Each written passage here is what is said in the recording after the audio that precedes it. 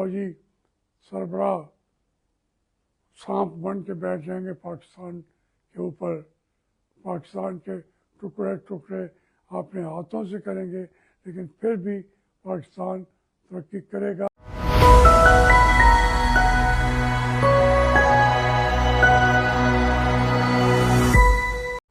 बिस्मिल्लाहिर्रहमानिर्रहीम। मेरे बच्चों, मेरे पाकिस्तानियों, अस्सलामु अलैकुम। हमारे मुल्क में जिस तरीके से हालात ने रुख अख्तियार किया है, इस गुंजलक मसले का हल तलाश किए बगैर एक इंच भी पाकिस्तान आगे की तरफ नहीं चल सकेगा। आज उन्होंने कोशिश की है, कामयाब भी हो जाएगी शायद। आज तो रुकावट डाल दी गई, पारा चनार के काफिले को आगे बढ़ने में कल तक दूर भी हो जाएगी। लेकिन पाकिस्तान के असल मसाइल और गंभीर होते जा रहे हैं। एक वाक़या तो सिर्फ हालात की निशानदेही कर रहा है। जितनी डेप्थ में जाएंगे, गहराई में जाएंगे, तो पाकिस्तान मुश्किल हालात का सामना करता हुआ नजर आएगा। ये तो अब बहुत सारे लोग कह रहे हैं, तकरीबन 99% लोग, कि इमरान खान को तो कैद में नहीं रखा जा सकता, छोड़ना ही पड़ेगा। लेकिन रिहा करने के ऊपर भी कुछ सूरत हालात ऐसी पैदा हो जाएगी जिसका पैदा होना वो ज़रूरी था। अब सारी चीज़ें एक तरफ पे खड़ी नहीं रह सकेगी, किसी न किसी को अब कुर्बानी देनी पड़ेगी। उसमें हमारे मुल्क के बहुत हालात पर नज़र रखने वाले भी कह रहे हैं कि आसिम मुनीर साहब को कुर्बानी देनी पड़ेगी। उनको अपने जो शुरू में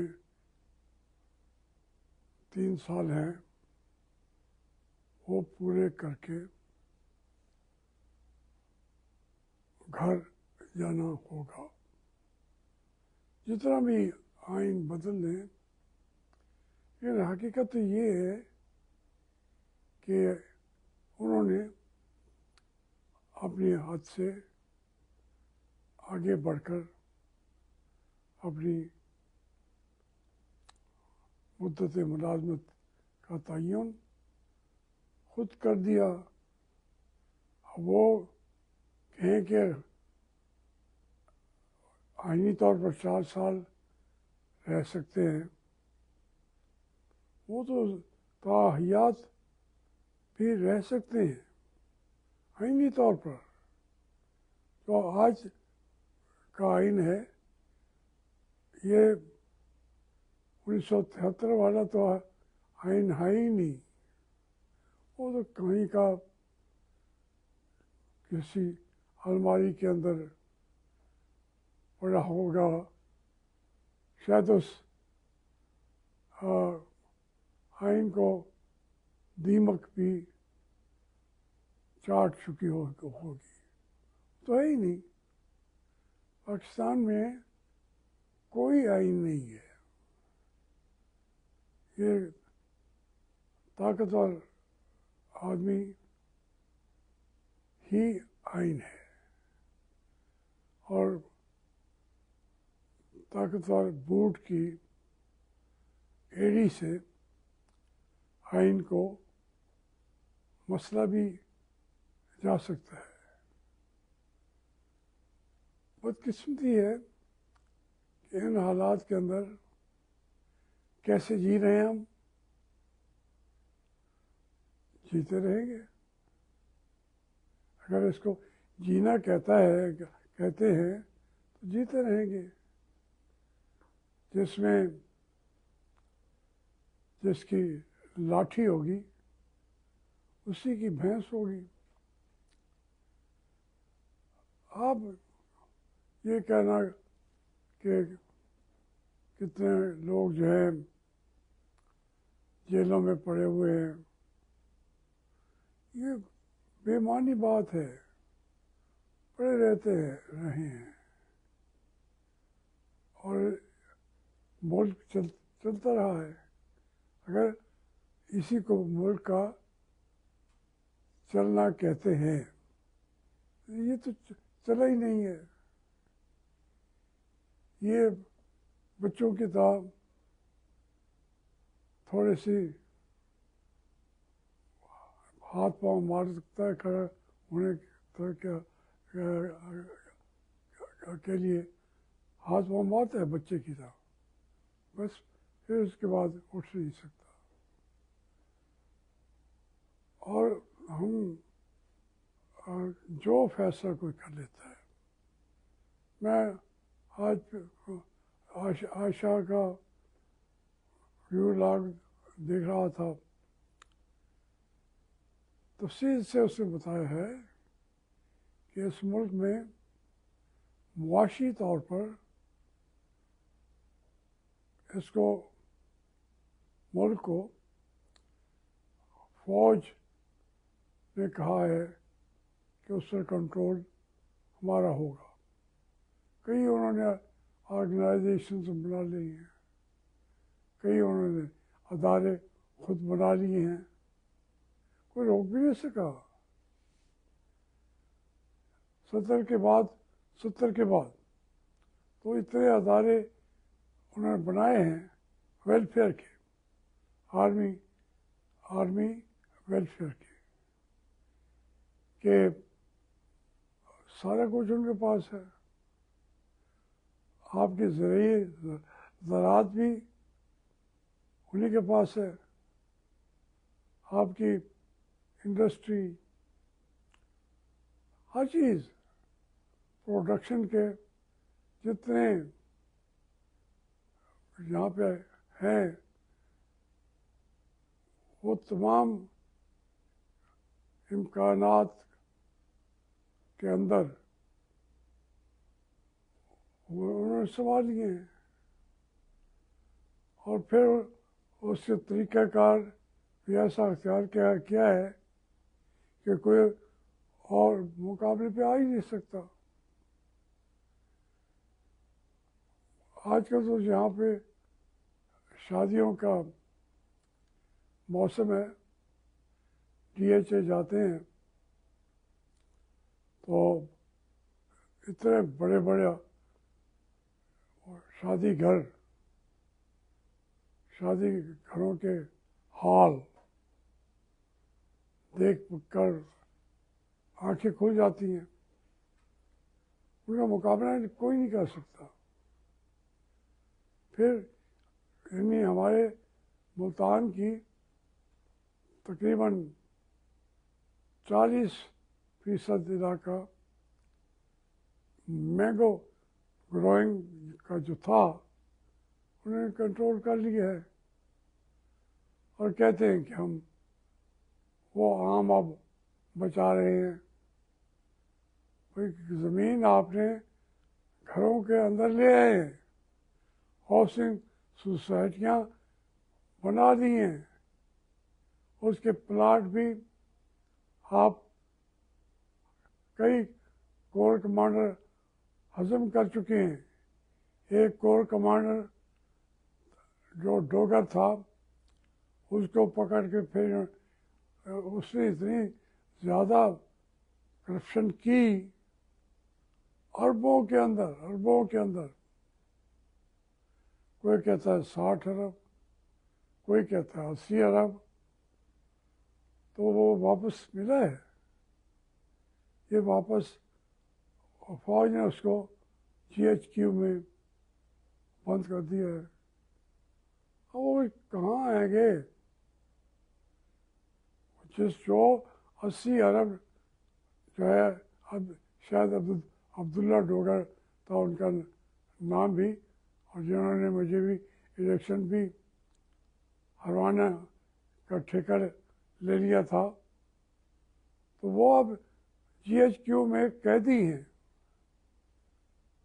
उनकी ज़मानत भी आज नहीं हुई तो कल हो जाएगी। ये ऐसी सूरत हालात है कि जो कौम जान कनी की सूरत में पड़ी हुई है। जान कनी, न जान निकलती है न रहती है। मुआशी तौर पर पूरी कौम जो है वो, ये तो बात करना शुरू करते हैं तो सोचने की ज़रूरत भी नहीं पड़ती। किसी फील्ड की तरफ देख लें, पाकिस्तान में पैसा जो है वो एक ही तरफ जा रहा है। उसका रुख, वसाइल का रुख यहाँ पे वो कर दिया गया है हमारे बड़े अदारे की तरफ। तो बदकिस्मती है, जहाँ तक हमारे सियासी रहनुमा हैं, वो सियासी रहनुमा है ही नहीं, वो सियासी कज़ाक है। वो सियासी रहनुमाई कर ही नहीं सकते। उनके जो पर हैं वो बंधे हुए हैं। वो दाना चुन के जिंदा रहते हैं और कुछ नहीं भी कर सकते, पेट भर सकते हैं अपना। ऐसी जगह पे आके मुल्क खड़ा हुआ है, इसके बावजूद चल रहा है क्योंकि 25 करोड़ लोगों का मुल्क है। उसका रास्ता रुकता नहीं जाएगा।